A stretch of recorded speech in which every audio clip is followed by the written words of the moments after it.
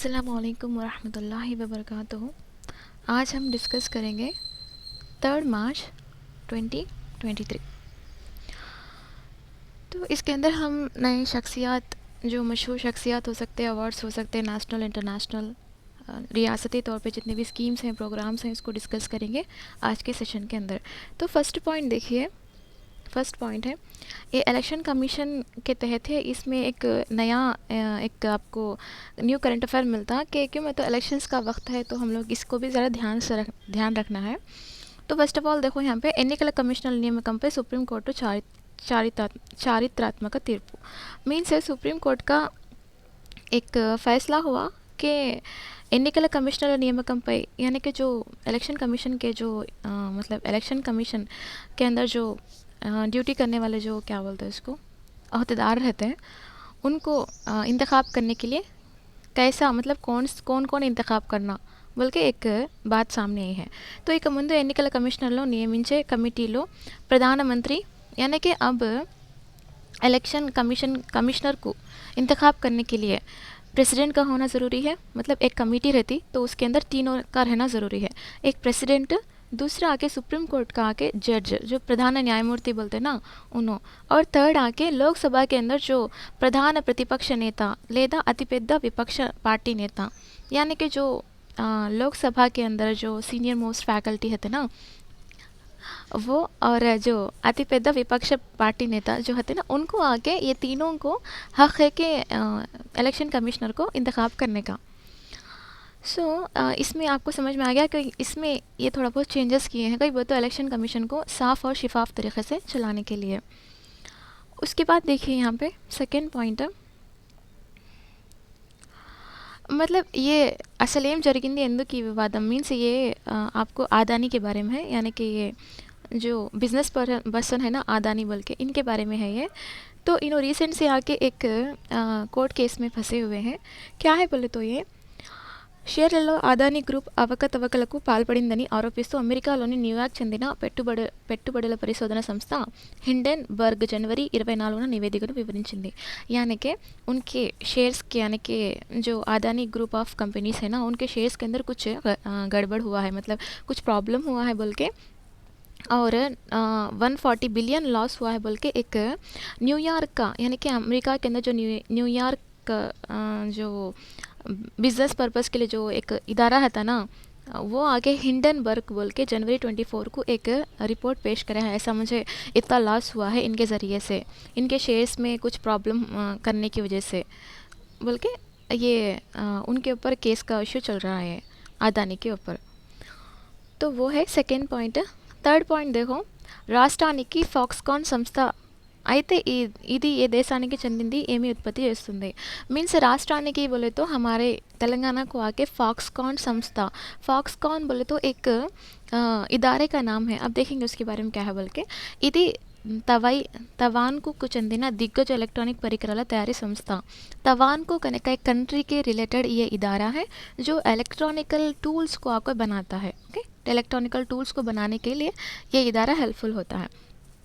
Electronic పరికరాల ఉత్పత్తిలో ప్రపంచంలోని అగ్రస్థానంలో కొనసాగుతుంది। मतलब दुनिया के हद तक, मतलब दुनिया में ज़्यादा से ज़्यादा जो इलेक्ट्रॉनिकल टूल्स हैं उसको बनाने में आगे फर्स्ट प्लेस में है बोल के बोल सकते ये इदारे को। तो హుమ్హాయ్ టెక్నాలజీ గ్రూప్కు చెందిన ఫ్యాక్స్కాన్ సంస్థ రాష్ట్రంలోని టీ వర్క్స్ ప్రారంభానికి ఫ్యాక్స్కాన్ చైర్మన్ యుంగ్ లియు హాజరయ్యారు। దీని ఫలితంగా రానున్న కాలంలో 1,00,000 ఉద్యోగాలకు కల్పనకు అవకాశం ఉంది। సో इसमें एक बात क्या मालूम करना है बोले तो, हमारे टीएस के लिए आके फॉक्सकॉन संस्था वाले, मतलब इतने बड़े इलेक्ट्रॉनिक हब, यानी कि इलेक्ट्रॉनिक जो टूल्स को बनाने के फैक्ट्रीज़ के इतने बड़े बड़े लोग आके ये इदारे हमारे यहाँ पे रखते हैं बोले तो हम लोगों को कितना अच्छा रोज़गार मिलता बोल के, ऐसा हम लोगों को इसको याद रखना है यहाँ पे। फोर्थ पॉइंट ये है कि ఆసియాలోని అతిపెద్ద సైకిల్ రేసు నుంచి ఎక్కడి నుండి ఎక్కడి వరకు జరిగింది, मीन्स हमारे एशिया के अंदर सबसे बड़ी साइकिल रेस क्या है, हमारे एशिया के अंदर सबसे बड़ी साइकिल रेस कहाँ से कहाँ तक चली थी बोल के बोले तो, इंडियालोनी काश्मीर నుంచి कन्याकुमारी वరకు, मतलब कश्मीर से लेके कन्याकुमारी तक। सिंपल सी बात है, हम देखो इंडिया के अंदर हम लोग कैसा बोलते हैं कश्मीर से लेकर कन्याकुमारी तक है बल्कि बोलते हैं ना। तो इजी से आप याद रख ले सकते हैं कि एशिया के अंदर सबसे बड़ा साइकिल का जो रेस हुआ था वो कश्मीर से लेकर कन्याकुमारी तक हुआ था। बल्कि कितने किलोमीटर, 3652 किलोमीटर हुआ था। कब और कहाँ? मार्च 1 को श्रीनगर में स्टार्ट हुआ है। ఈ సైకిల్ యాత్ర 12 రాష్ట్రాలు, 3 మహానగరాలు, 20 నగరాల మీదుగా వెళ్తుంది। 12 स्टेट्स और 3 आके जो मेट्रोपॉलिटन सिटीज़ बोलते हैं ना वो, और 20 आके टाउन्स बोलते हैं ना, सिटीज़ मीन्स सिटीज़ बोलते हैं ना, वहाँ से गुजरने वाला है कहते ये। तो याद रखिए इसके बारे में। फोर्थ वन है कि Australians Deakin and Wollongong university to set up campuses in Gujarat GIFT City. यहाँ पे देखो सिंपल सी एक बात क्या है बोले तो, डेक्कन यूनिवर्सिटी ऑफ ऑस्ट्रेलिया यानी कि ऑस्ट्रेलिया की एक यूनिवर्सिटी जो डेक्कन यूनिवर्सिटी है वो आके उसका एक कैंपस आके हमारे यहाँ गुजरात में रखने वाली है। सिंपल सी बात है, गुजरात के अंदर। क्यों बोले तो मोदी जी का वो वही उनका स्टेट है ना, तो ज़्यादातर आपको गुजरात, असम ऐसा बोल के पूरा कवर करता है। तो मतलब यहाँ पे ज़्यादातर हम लोग को याद रखना है कि डेक्कन यूनिवर्सिटी ऑफ ऑस्ट्रेलिया यानी कि ऑस्ट्रेलिया के रिलेटेड जो यूनिवर्सिटी है वो आके उसका एक कैंपस गुजरात के अंदर ओपन होने वाला है बोल के। अब गुजरात के अंदर ओपन होने वाला है बोले तो उतनी बड़ी यूनिवर्सिटी जो ऑस्ट्रेलिया की है, कैंपस सिलेक्शंस में बहुत ईजी होता वहाँ के लोगों के लिए ऑस्ट्रेलिया को जाके पढ़ना, वहाँ पर रोज़गार हासिल करना। तो ऐसा इसके बारे में है ये, तो याद रखिए। फिर आके देखो फिफ्थ पॉइंट, देखो एक मरतबा यहाँ पे और थोड़ा आपको समझाने के लिए, 2 Australian universities Wollongong and Deccan will soon establish campuses in Gujarat's gift city. Union Education Minister Dharmendra Pradhan announced on Wednesday. The two universities will sign an agreement on setting up their campus during Australian Prime Minister Anthony Albanese's maiden visit to India next week. तो यहाँ पे देखो simple सी बात है कि गुजरात के अंदर आके दो ऐसे यूनिवर्सिटीज़ हैं जो गुजरात के अंदर क्या बोलते हैं उनकी कैंपस रखते हैं, बल्कि आपको याद रखना है सिंपल से। ओके, हम लोग एक सेंटेंस फॉर्म कर लेके उसके बेस पे चलते जाएंगे। फिफ्थ पॉइंट ये है कि यूपीआई में एक्सपेंड दीज 3 कंट्रीज़, यानी कि यूपीआई जो है बैंकिंग के रिलेटेड है वो आके 3 कंट्रीज़ में एक्सपैंड करने वाले हैं। फर्स्ट आके इंडोनेशिया, यूएई, मॉरिशस। याद रखिए, इंडोनेशिया, यूएई, मॉरिशस, ये 3 कंट्रीज़ ऐसे हैं जो आके यूपीआई को एक्सपेंड करना, मतलब यूपीआई के जो तरीक़ा है, सिस्टम है, उसको एक्सपेंड करते हैं। कौन से कंट्रीज़ बोले तो इंडोनेशिया, यूएई, मॉरिशस, ये 3 कंट्रीज़ को एक्सपैंड करते हैं यूपीआई के क्या बोलते हैं सिस्टम को, बल्कि आपको याद रखना है सिंपल से। तो सिक्स्थ पॉइंट देखो, जीएसटी वसूलो 1.49 లక్షల కోట్లు। मीन्स फर्स्ट हम लोग जीएसटी के बारे में मालूम करना। जीएसटी बोले तो क्या, गुड्स सर्विस टैक्स। तो अच्छा, ये गुड्स सर्विस टैक्स का जो मतलब ये पॉइंट है हम लोग को कब आया था, 2017 के अंदर आया था। कब, कौन से डेट में? जुलाई 1। याद रखिए, 2017 जुलाई 1 को ये जो कॉन्सेप्ट है जीएसटी का वो इंट्रोड्यूस हुआ था। उसके बाद देखिए ये कौन से तरमीम के तहत बोले तो 101 तरमीम के तहत। और यहाँ पे और एक बात क्या याद रखना बोले तो आपको, सबसे ज़्यादा यानी कि 2017 से लेके अब तक का जीएसटी, सबसे ज़्यादा जीएसटी हमारे इंडिया में कब हुआ था, कब आई थी बोले तो 2022। कितने करोड़ आया था? 1.68 लाख करोड़। याद रखिए, सबसे ज़्यादा है। फिर दूसरे प्लेस में कौन सा साल आया था बोले तो ये साल 2023।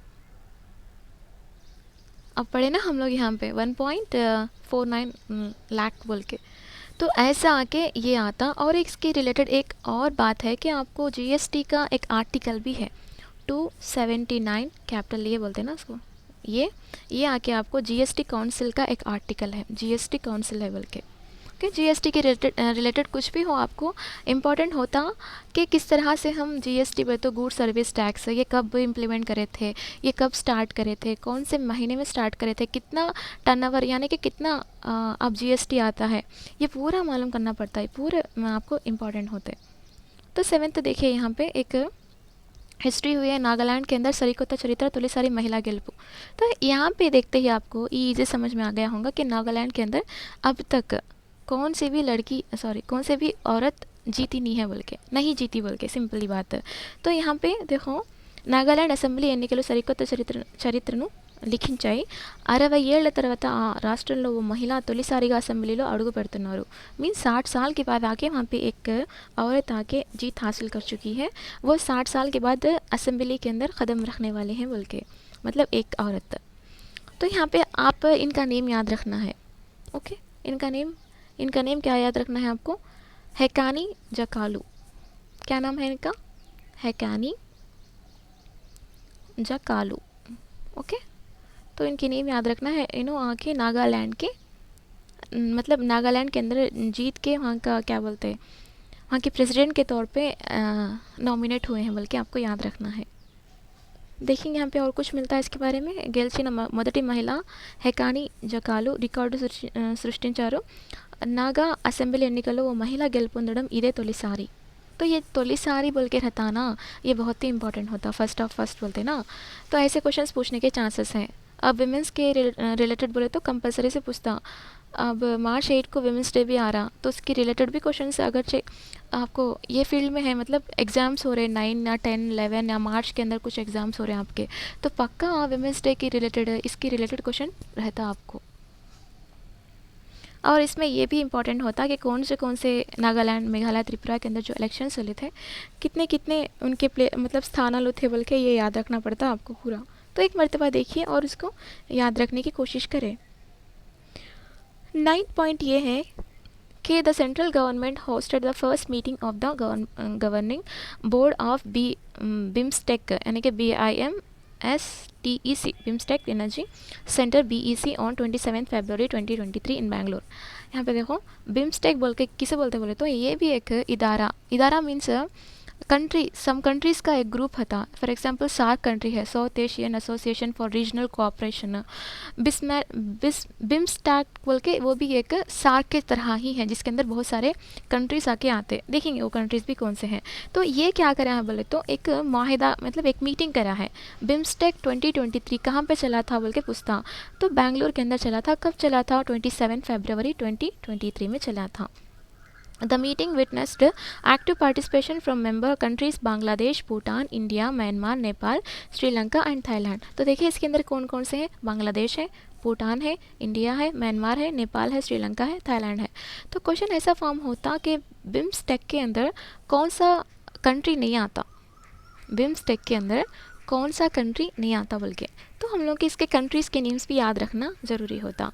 तो देखो यहाँ पे BIMSTEC comprises 5 South Asian nations, Bangladesh, Bhutan, Nepal, India and Sri Lanka, and 2 Asian countries, Myanmar and Thailand. Importantly, Pakistan is not a BIMSTEC member.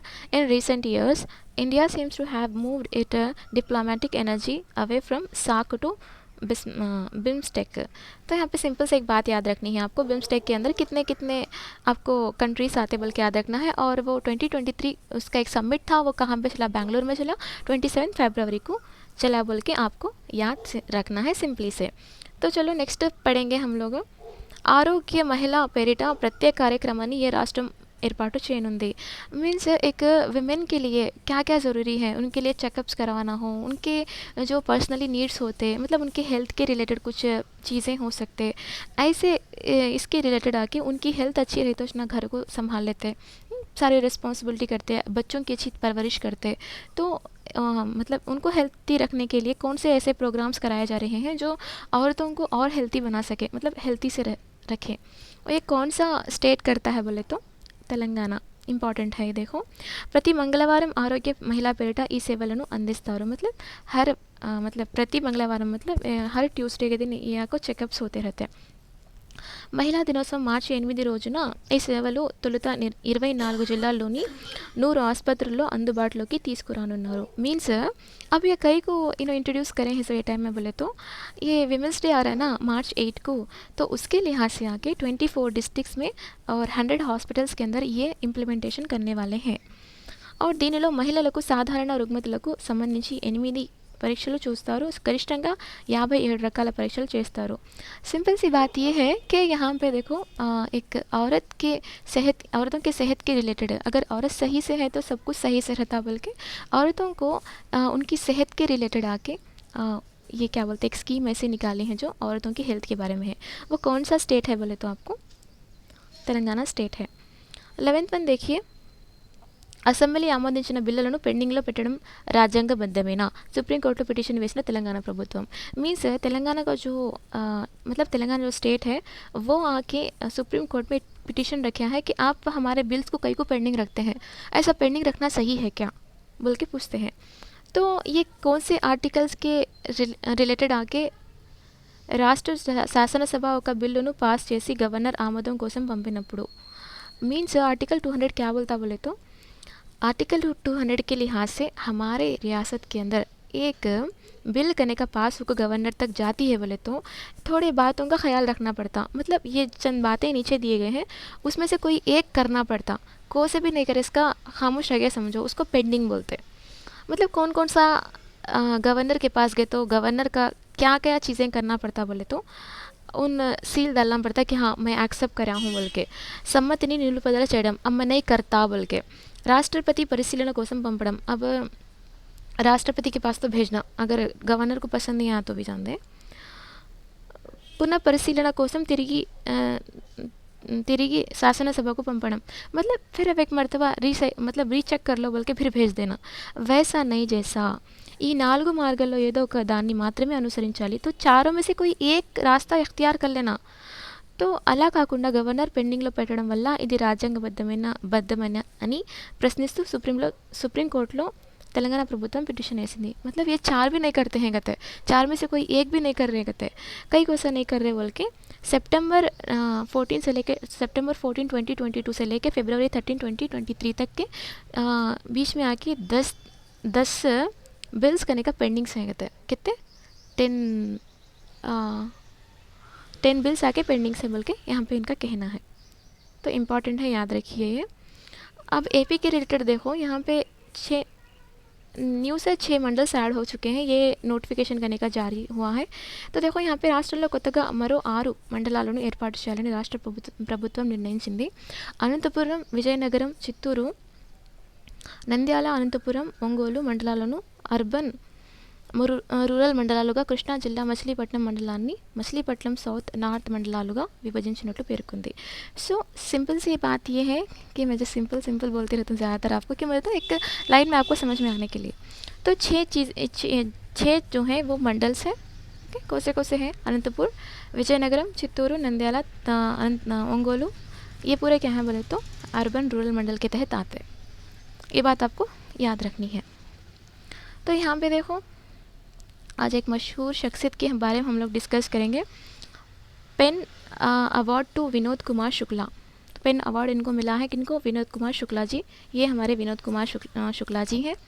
तो यहाँ पे देख सकते हैं कि आप on March 2 2023 Chhattisgarh senior writer. तो इन्हों कहाँ के हैं? इन्हों छत्तीसगढ़ के हैं. इन्हों सीनियर राइटर है.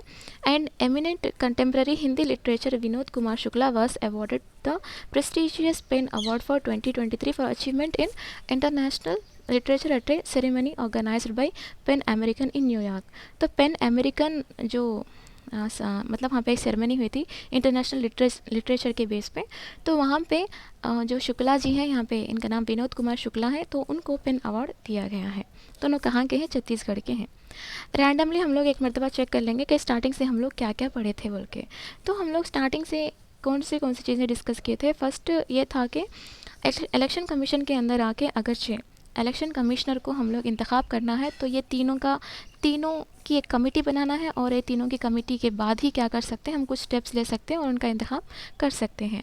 सेकंड पॉइंट ये है कि अदानी जो ग्रुप ऑफ कंपनीज़ है उसमें कुछ क्या बोलते, कुछ गड़बड़ हो गया. मतलब क्या बोलते, शेयर्स में आके कुछ इधर उधर कुछ मामला गलत हो गया है, तो उसके ऊपर आके एक 140 बिलियन नुकसान हो चुका है. बल्कि ऑस्ट्रेलिया मतलब अमेरिका के जो हिंडनबर्ग के जो इदारा है वो उनके ऊपर रिपोर्ट किए हैं.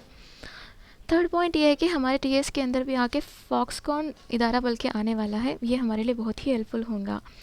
4تھ پوائنٹ یہ ہے کہ ایشیا کے اندر سب سے بڑا سائیکل ریس کہاں سے کہاں تک ہوتا ہوا ہے؟ تو جموں کشمیر سے لے کے کنیا کماری تک. یہ آگے کب سٹارٹ ہوا بولے تو مارچ 1 کو سٹارٹ ہوا ہے. 4تھ پوائنٹ یہ ہے کہ آسٹریلیا کے اندر جو 2 یونیورسٹیز ہیں وہ آگے ہمارے یہاں میں گجرات کے اندر ایک کیمپس اوپن کرنے والے ہیں، رکھنے والے ہیں، یاد رکھیے یہ بات. تو اس کے بعد دیکھیے 5تھ ہے یو پی آئی کا جو سسٹم ہے وہ آگے 3 کنٹریز میں ایکسپینڈ ہونے والا ہے، مینس انڈونیشیا، یو اے ای اور ماریشل بول کے. اس کے بعد آگے جی ایس ٹی یعنی کہ گوڈ سروس ٹیکس کے ریلیٹڈ یہ اب جو اصول ہوا ہے نا وہ کتنا ہے بول کے پوچھتا آپ کو 1.49 لاکھ کروڑ. اس کے بعد دیکھیے سب سے پہلے مطلب فرسٹ بولتے ہیں ناگالینڈ کے اندر اب تک عورت کی کوئی مطلب وہاں پہ جیت نہیں ہوئی تھی، تو فرسٹ جیت ہوئی ہے کن کی؟ وہ تو ہیکانی جکالو وہاں کے جو نیو نئے سے جیتے ہیں. اس کے بعد آ کے بمسٹیک انرجی جو بمسٹیک کمیٹی جو ہے وہ بنگلور کے اندر ہوئی تھی 2023 میں 27 فیبروری 2023. اس کے بعد دیکھیے آروگیہ مہیلا پیریٹا یعنی کہ خواتین کی صحت کے لیے آ کے ایک پروگرام سٹارٹ کرے ہیں، کون بولے تو تلنگانہ کے سوری تلنگانہ اسٹیٹ. اس کے بعد دیکھیے اسمبلی آ کے بلز کو بہت پینڈنگس کر رہے بول کے تلنگانہ ہے وہ پٹیشن رکھی ہے سپریم کورٹ میں. کتنے بلز پینڈنگ ہے؟ 10 بلز پینڈنگ ہیں. اس کے بعد آگے ہمارے اے پی کو 6 اور نئے منڈلس آ چکے ہیں بلکہ آپ کو یہاں پہ انفارمیشن دیا گیا ہے. اور پین ایوارڈ گرہیتا یعنی کہ پین ایوارڈ کس کو ملا؟ ونود کمار شکلا جو چھتیس گڑھ سے ہیں. تو اب تک ہم لوگ دیکھ لینا اس میں کیا کیا چیزیں امپورٹنٹ ہیں بلکہ. تو ہم ایک کام کریں گے ہم لوگ، میں آپ کو اناؤنس کر دیتا ہوں کہ کب ہمارا ٹیسٹ ہوگا. یعنی کہ ٹیسٹ مینس اس کو کوئز کی شکل میں بھی رکھ سکتے، لیکن کوئز کو اگر کوئز کی شکل میں رکھتے ہیں تو بہت کم لوگوں تک یہ مطلب بہت کم لوگوں تک اس کی پہچان ہوتی ہے کوئزز کی. تو اس کے لیے میں اس کو یوٹیوب کے اندر ہی رکھنا چاہتی ہوں. کیوں بولے تو مطلب کوئز رکھے تو ایزی سے آپ کر سکتے، لیکن یوٹیوب کے اندر رکھے تو بہت سارے لوگ اس سے فائدہ اٹھا سکتے. کوئز رکھے سمجھو وہ گروپ میں جتنے ہیں اتنے ہی اٹھا سکتے فائدہ. تو میں یہ چاہتی ہوں کہ وہ بھی یوٹیوب میں رکھے. تو انشاءاللہ فیبروری نہیں ہوتا، فیبروری کا جو کرنٹ افیئر ہے وہ آ کے آپ کو مارچ 15 کو ایک ویڈیو اپلوڈ ہوگا انشاءاللہ. تو مارچ 15 کے اندر جو ویڈیو اپلوڈ ہوگا اس کے اندر پلینٹی آف یعنی کہ بہت سارے کوشچنس ہوں گے آپ کو ریلیٹڈ فیبروری کرنٹ افیئرس کے. تو آپ کو یہ کرنا چاہیے کہ جتنے بھی آپ کو کرنٹ افیئرس جو میرے لسٹ کے اندر ہے، یعنی کہ میں فیبروری 7 یا 8 سے سٹارٹ کی ہوں کرنٹ افیئرس، تو اس کے اندر جتنے بھی ہیں اسی میں سے ہی آپ کو پوچھا جائے گا. اگر تھوڑے بہت بازو سے پوچھے جائیں گے جو امپورٹنٹ ہے میں جو ڈسکس نہیں کی ہوں گی تو اس میں سے تھوڑے بہت ہوں گے. تو آپ کو چاہیے کہ فیبروری کے اندر جو کہ جتنے بھی کرنٹ افیئرس تھے اس کو کمپلیٹ کر لیں. اوکے، تو آئی ہوپ آپ کو سمجھ میں آ گیا ہوگا ہم لوگ کیا کیا پڑھے تھے بول کے. تو اس میں سے تھوڑے کوشچنس میں آپ کو دینا چاہتی ہوں. پہلی بات یہ ہے کہ سارک کنٹری کیا ہے؟ یہ اصل اس کا مطلب آپ کو اس کے بارے میں کچھ معلوم ہے کیا؟ سارک کنٹری اور الیکشن کمیشن. تو الیکشن کے بارے میں آپ کو کیا معلوم ہے؟ یعنی کہ الیکشن کب چلتا، کتنے سال کا ایک مرتبہ چلتا، تو الیکشن کے لیے کیا ضروری ہے، مطلب ووٹ کو کتنے ایئرس لگتے. تو یہ دو میں سے مطلب یہ جسٹ میں آپ کو ایک کوشچن ایسا کر رہا ہوں کہ جس کے ذریعے سے آپ کو ذرا آپ کا سوچ، آپ کی جو طریقہ ہے سوچنے کا وہ ذرا وسیع ہونا بول کے. تو سارک کس کو بولتے؟ یہ الیکشن کے بارے میں آپ کچھ اپنی زبان میں لکھیے. لکھنے سے کیا ہوتا، آپ کو یاد ہوتا. اگر آپ لکھتے ہیں تو آپ کے مائنڈ میں ڈائریکٹ جاتا. کیوں بولے تو 1 سے 2 مرتبہ آپ چیک کرتے کیا میں صحیح لکھی ہوں نہیں، سب دیکھتے ایک کامنٹ بول کے. اس کے لیے آپ لکھے تو کیا ہوتا بولتے سب کو یوزفل ہوتا اور سب دیکھ کے سیکھتے کہ مطلب کچھ نیا انفارمیشن، کچھ ایکسٹرا انفارمیشن. تو آج کے لیے اتنا ہی تھا. جزاک اللہ خیر آپ کا قیمتی وقت مجھے دینے کے لیے. دعا میں یاد رکھیے گا. السلام علیکم ورحمۃ اللہ وبرکاتہ.